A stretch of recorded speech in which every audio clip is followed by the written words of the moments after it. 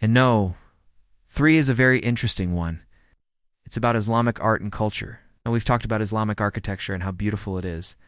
So let's talk about Islamic art and culture. There are 3 main characteristics of Islamic art that you need to know. Number 1, it's non-representational. What does that mean?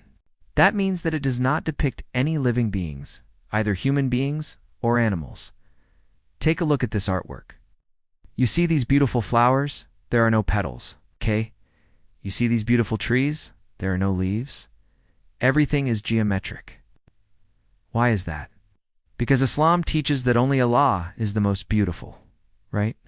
So you cannot depict anything that is created because everything is created by Allah. And if you are a human being, you cannot be as creative as Allah. So therefore, all the art has to be purely geometric. Look at this amazing piece of art. It's called the Star of David. Why is it called that? Because when you look at it from a distance, it kind of looks like a star, right? But up close, you see it's all made up of Arabic calligraphy. These are words from the Quran. This is called the Throne of Mercy. Look at it. It looks so peaceful, right? But if you zoom in, you see again, it's all made up of Arabic calligraphy. The words from the Quran. And this is called the Tree of Life. Again, look at it from a distance. It looks like a tree. But if you zoom in, you see it's all geometric shapes and patterns. No. 2. Islamic art is highly stylized. What does that mean?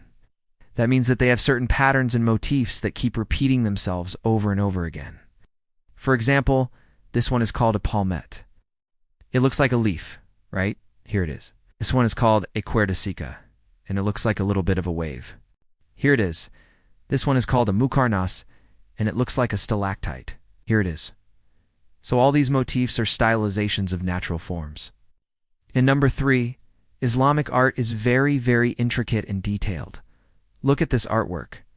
Look at how intricate it is. And these are all done by hand. It would take a very long time to make. Now there's also Islamic music. The main instrument in Islamic music is the oud.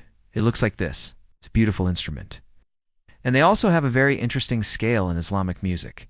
It's called the Makam scale. And it has 24 different notes in it. And each note has 7 different variations.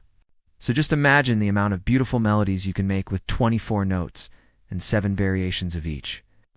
Then we have Islamic poetry. Now, the most famous form of Islamic poetry is called the ghazal. And it was actually one of my professors in university who introduced me to this wonderful form of poetry. He was a Persian professor, and he used to recite this poetry to us. It's very passionate poetry. And it talks about, usually the poetry talks about the pain of separation, of being away from your loved one. So the lover is separated from his beloved, and the beloved is usually an object of beauty. Could be a person, could be nature, could be Allah.